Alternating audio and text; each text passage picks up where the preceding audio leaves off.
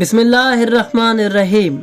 یوم عاشورہ کائنات کا وہ سیاہ ترین دن ہے جس میں ہر مخلوق اپنے اپنے روایات اور طریقوں کے مطابق امام حسین علیہ السلام پر گریہ کرتی ہے۔ اس دن کو اہل بیت علیہ السلام کے فرامین کے مطابق گزارنے کا حکم دیا گیا ہے۔ آخر اہل بیت نے اپنی احادیث کے اندر اس دن کو کس طرح گزارنے کا حکم دیا ہے؟ کیا یہ دن عام دنوں کی طرح ہے یا کچھ خاص اعمال ایسے ہیں جو اس دن انجام دینے چاہیے؟ اب ہم ان روایات کا تذکرہ کرتے ہیں جن میں یوم عاشورہ منانے کے احکام ذکر کیے گئے ہیں۔ ناظرین، بحار الانوار میں امام جعفر صادق علیہ السلام سے مروی ایک روایت ہے۔ امام سے پوچھا گیا، اے فرزند رسول، کیا وجہ ہے کہ رسول اکرم امیر المومنین پاک سیدہ امام حسن اور امام حسین علیہ السلام کی شہادت کے ایام میں سے روز عاشورہ کو ہی سب سے زیادہ اہمیت کیوں دی جاتی ہے؟ آخر اس تخصیص کا کیا مطلب ہے؟ تو امام نے اسے جواب دیا کہ سنو، بلا شبہ شہادت امام حسین علیہ السلام کا دن ان تمام دنوں میں سے سب سے زیادہ غم اور مصیبت کا دن ہے، اس لیے کہ اللہ کے نزدیک سب سے عظیم ترین مخلوق وہ مخلوق ہے جو اس نے چادر کے نیچے جمع کی، یعنی اصحاب کسا۔ جب رسول اکرم کی وفات ہوئی تو لوگوں کو دلاسا تھا کہ ابھی ان 5 ہستیوں میں سے 4 ہستیاں موجود ہیں۔ پھر جب پاک سیدہ اس دنیا سے رخصت ہو گئیں، لوگوں کے لیے بلا شبہ رنج و مصیبت کا دن تھا، لیکن ابھی بھی مخلوق کو دلاسا تھا کہ اہل بیت کے 3 نفوس باقی ہیں۔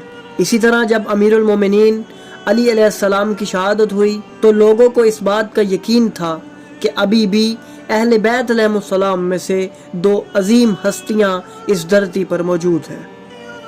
بالکل اسی طرح امام حسن علیہ السلام کی شہادت پر مخلوق امام حسین علیہ السلام کے گرد جمع ہو گئی اور ان سے خدا تک پہنچنے کے لیے توسل کرنے لگی، مگر جب امام حسین علیہ السلام بھی شہید کر دیے گئے تو اب اہل کسا میں سے کوئی بھی زندہ نہ رہا۔ اب لوگوں کے دلوں کو کس سے تسلی ہوتی؟ امام حسین علیہ السلام کے چلے جانے سے گویا سارے اہل کسا اس دنیا سے چلے گئے۔ ناظرین، امالی شیخ صدوق میں امام جعفر صادق علیہ السلام سے مروی ایک روایت ہے۔ امام فرماتے ہیں کہ ایک دن امام حسین علیہ السلام امام حسن علیہ السلام کی خدمت میں آئے تو امام حسن علیہ السلام نے اپنے چھوٹے بھائی سے فرمایا، یا ابا عبداللہ، آپ کی شہادت کے دن کی مانند کوئی بھی دن نہیں ہوگا۔ 30,000 لوگ اس بات کا دعویٰ کریں گے کہ وہ محمد کی امت ہیں اور خود کو مسلمان کہیں گے، لیکن آپ کو قتل کرنے، آپ کا خون بہانے، آپ کی حرمت کو پامال کرنے اور آپ کے اہل و عیال کو قیدی بنانے کے لیے وہ اکٹھے ہوں گے۔ اس وقت بنی امیہ پر نفرین الہی نازل ہوگی اور آسمان سے خاک اور خون برسے گا۔ تمام مخلوقات حتیٰ کہ جنگلی حیوانات صحراؤں میں اور مچھلیاں دریاؤں میں امام حسین علیہ السلام پر گریہ کریں گی۔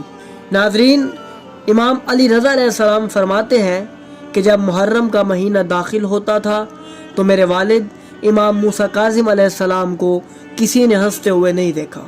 ان پر حزن و ملال کا غلبہ ہوتا تھا، حتیٰ کہ عاشورہ کا دن ہوتا تو یہ دن تو ان کے حزن و ملال اور گریہ و بکا کا ہوتا۔ وہ روتے بھی تھے اور فرماتے بھی تھے کہ یہ وہ دن ہے کہ جس میں امام حسین علیہ السلام شہید کر دیے گئے۔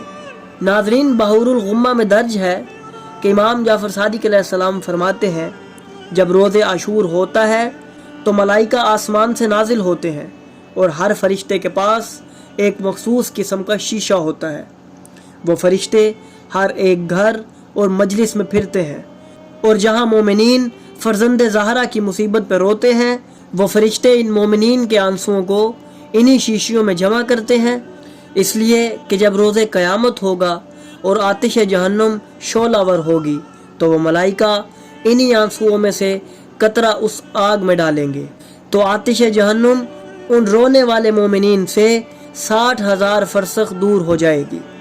ناظرین، امالی شیخ صدوق میں مرقوم ہے کہ امام علی رضا علیہ السلام نے فرمایا، زمانہ جاہلیت میں ماہ محرم وہ مہینہ تھا کہ اس ماہ میں جنگ و جدل کو حرام جانا جاتا تھا، اور اس ماہ میں وہ اپنی لڑائیاں ترک کر دیتے تھے، جبکہ ایام جاہلیت میں اس ماہ کو محترم ماہ خیال کیا جاتا تھا، لیکن اسی مہینے میں ہمارا خون گرانا حلال جانا گیا، جبکہ ہم رسول اللہ کے اہل بیت تھے۔ ہماری بے حرمتی کی گئی، ہماری مستورات اور بچوں کو قیدی بنایا گیا، ہمارے خیام کو آگ لگا دی گئی اور ان کے اندر جو کچھ موجود تھا وہ لوٹ لیا گیا۔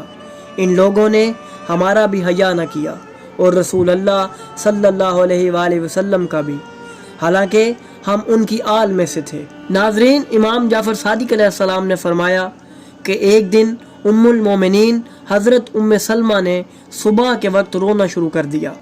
جب آپ سے رونے کا سبب پوچھا گیا تو انہوں نے فرمایا، اے لوگو، حسین ابن علی قتل ہو گئے ہیں، اور اس کے بارے میں مجھے معلوم ہوا ہے جب سے رسول خدا اس دنیا سے رحلت فرما گئے ہیں، اس وقت سے لے کر آج تک وہ مجھے خواب میں نہیں ملے سوائے آج رات کے۔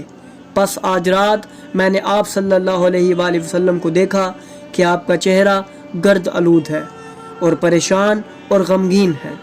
میں نے عرض کیا، یا رسول اللہ، کیا وجہ ہے کہ میں آپ کو اس حالت میں دیکھ رہی ہوں؟ تو آپ نے فرمایا، میں ساری رات حسین اور ان کے ساتھیوں کی قبر بناتا رہا ہوں۔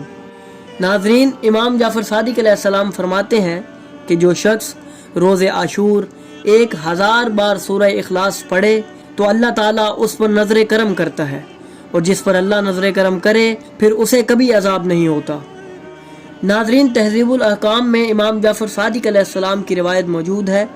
آپ نے فرمایا، جو شخص روز عاشور روزہ رکھے گا اس کو اس سے وہی حصہ ملے گا جو ابن مرجانہ لعین اور آل زیاد لعین کو ملا تھا، اور بالیقین ان کو دوزخ کی آگ ملی تھی۔ خدا ہمیں اس آگ سے پناہ دے۔ جو شخص اس دن یہ عمل کرے گا وہ آتش دوزخ کے قریب ہو جائے گا۔ اسی کے متعلق امام محمد باقر علیہ السلام کا ارشاد ہے کہ عاشور کا روزہ وہ ہے جو ماہ رمضان کے روزوں کے وجوب کے بعد متروک ہو گیا، اور جو چیز متروک ہو جائے اس کی بجا آوری بدعت ہوتی ہے۔ راوی کا بیان ہے کہ میں نے امام محمد باقر علیہ السلام کی شہادت کے بعد یہی سوال امام جعفر صادق علیہ السلام سے کیا تو آپ نے اپنے والد ماجد جیسا ہی جواب دیا، اور مزید فرمایا کہ یہ ایک ایسے دن کا روزہ ہے جس کے بارے میں نہ قرآن میں کچھ نازل ہوا ہے اور نہ ہی سنت جاری ہوئی ہے۔ ہاں، البتہ یہ آل زیاد کی سنت ہے جنہوں نے شہادت امام حسین علیہ السلام کی خوشی میں اسی دن روزہ رکھا تھا۔ ناظرین، امام جعفر صادق علیہ السلام نے فرمایا، عاشور کے دن لذات سے اجتناب کیا جائے اور حزن و ملال منایا جائے، اور زوال تک کھانے پینے سے اجتناب کیا جائے۔ اس کے بعد سادہ غذا پر فاقہ شکنی کی جائے، جس طرح مصیبت زدہ لوگ کرتے ہیں، نہ کہ لذیذ طعام اور مشروبات سے۔